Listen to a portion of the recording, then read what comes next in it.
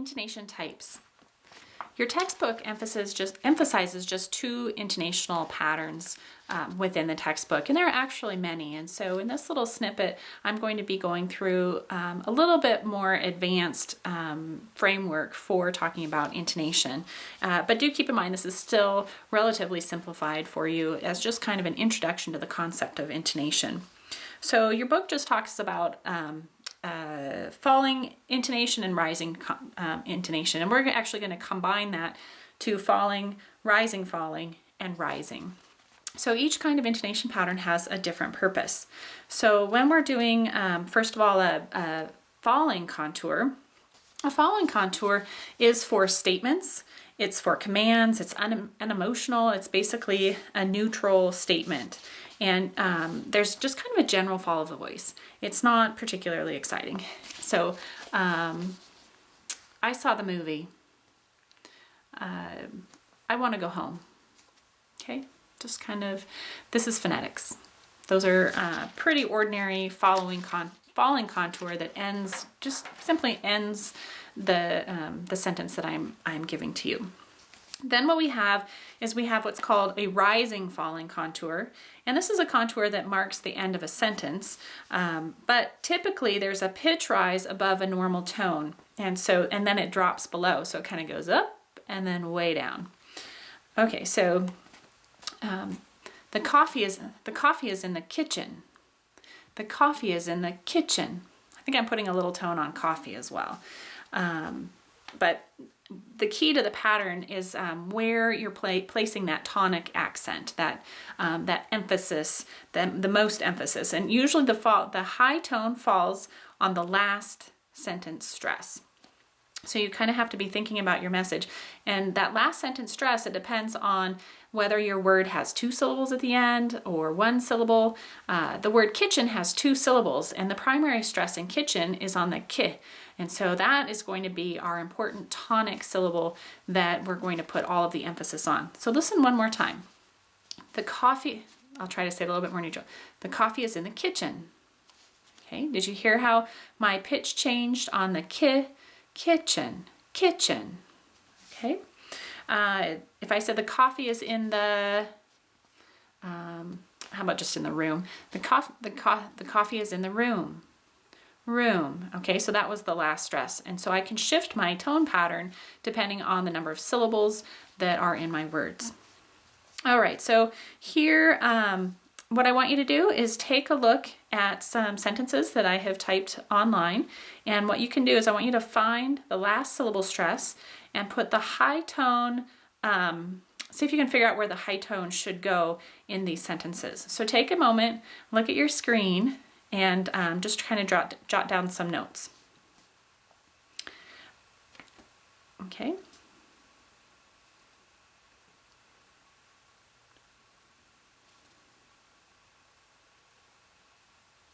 I am going home.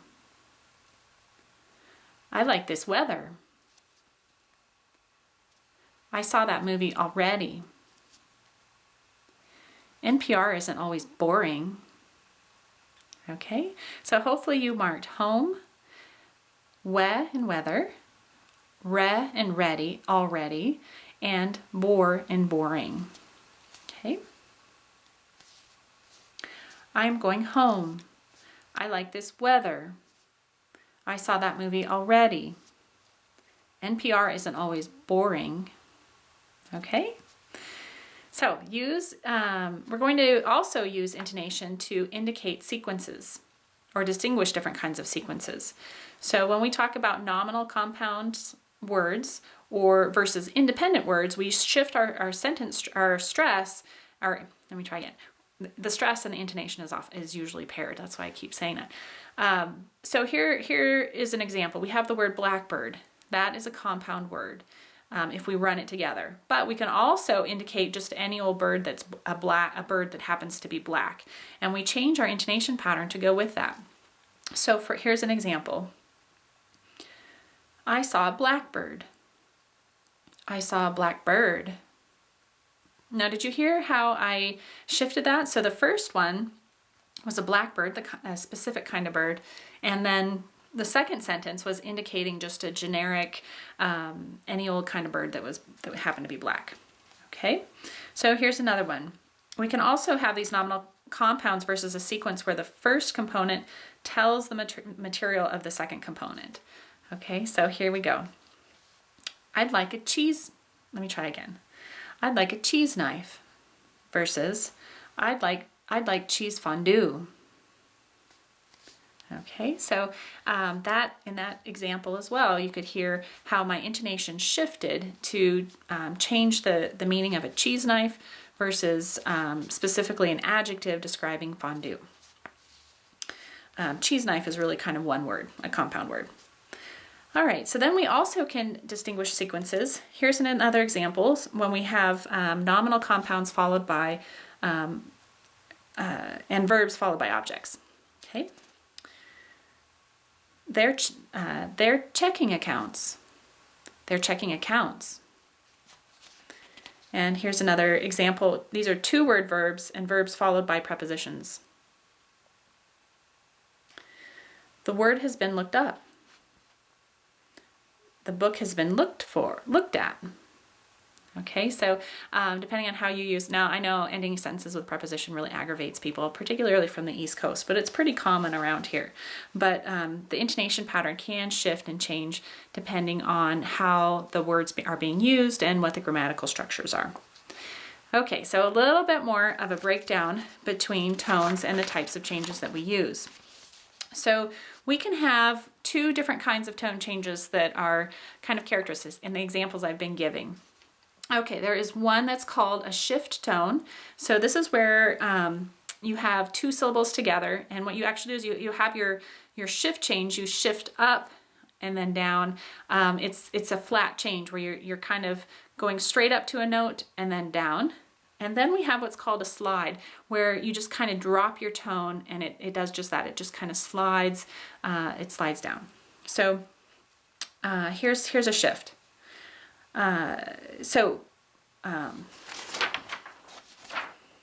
Okay. I am going home. Okay, did you hear the slide?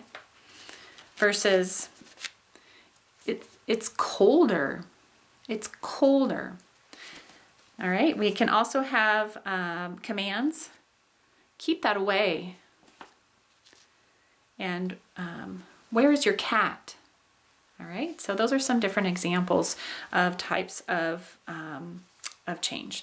So now we talked about shift and slides. Now what I was giving you examples in also was using this kind of rising and then falling contour. And so you pop up with your voice and then come down. And that's where that shift comes in when we use it. So in the example, in a statement of fact, I am going home. There it is again. There's that slide that is an example. Okay, so we popped up and then slid down. In the words, keep that away. Keep that, let's see, I'm getting tangled up here. Keep that away. You kind of pop up and then slide down. Okay. Now this, if I haven't totally confused you already, oftentimes what people will do is, or researchers, linguists in particular, they have a kind of a numbering system for when these tones, when you have a tone that pops up and then comes down. So it's a 3-point system. I think it could potentially be more, but we're going to stick with just 3. So your neutral tone is right there, is considered a 3 tone. Or I'm sorry, a 2 is kind of in the middle. And then when you pop up, we call it a 3. And when you come down below that neutral, it's called a 1. So, so here we are at 2. I am going home. So you pop up and then shift down to a 1. Okay, the phrase it's colder is going to be it's colder. And then drops down below neutral. So 2, 3, 1.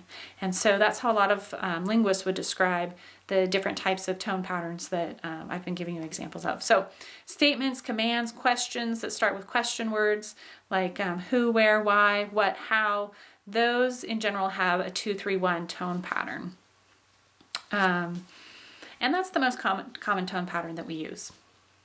All right, so next let's talk about a rising intonation contour. And this also marks the end of a sentence. If you haven't, that's a pretty common thing that we do. But this time it's used at the ends of questions without a question word. Okay, so we have yes and no questions. Questions that begin with will, would, shall, should, can, could, might, may, might, and must. And with this one, we're going to rise up. So we're going to have our neutral, we're going to head up to our 3, and then we're going to go up higher than that, okay? So the high tone occurs on the sentence final stress. It's the last important word of the phrase, okay? And intonation is generally higher throughout with a brief drop near the end and a rise at the and then a rise at the end, okay? I'm allergic to cats. Okay, that was really crazy up, but I was trying to give the example. All right, I'm allergic to cats. It kind of takes off. Do you know him? Okay. Okay, so answering yes and no questions, we can have different types of responses. We can go like this. Yes, I am. Yes, I am. Yes, I am. Okay, so we had some different tone patterns there in those examples. And so you can see you can really change the meaning of what it is you want to express depending on how you're manipulating your intonation. Okay, so another form is called a direct address. And in this is when you are naming or addressing someone and you have a rise on the name being addressed and then a slight rise on the last syllable. Okay. Mr. Ralston, I'm Amy Glaspie. Okay, or if I had a 1-syllable last name, you would get more of a shift. So did you hear that? I'm Amy Glaspie. Or I'm Amy Glass. Okay. So that has different functions. I hope you're hearing the change in my voice depending on the purpose of what I'm doing. Okay, the next one is called a tag question. Okay, in this one, a tag question is a statement followed by a question phrase. Okay. You don't believe him, do you? Or, here's a variation, I can change it. You don't believe him, do you? Okay. We can also manipulate when we are having different intentions about whether there's an open or closed choice related to questions. So an open choice, you're trying to it's probably easier to understand what an open choice is if I just give you an example. Does he sing or dance? Okay, so he could potentially do either of these things or both of these things. It's just kind of this very open phrase that you're inquiring about somebody's abilities. And there could be a variety of responses to that question. Okay, so then we have a closed choice. Now in this one, listen to the difference. Okay, does he sing or dance? All right, so in that example, it's asking which one is it? It's not an open set of a whole long list of things that he could possibly do. It's one or the other. Okay.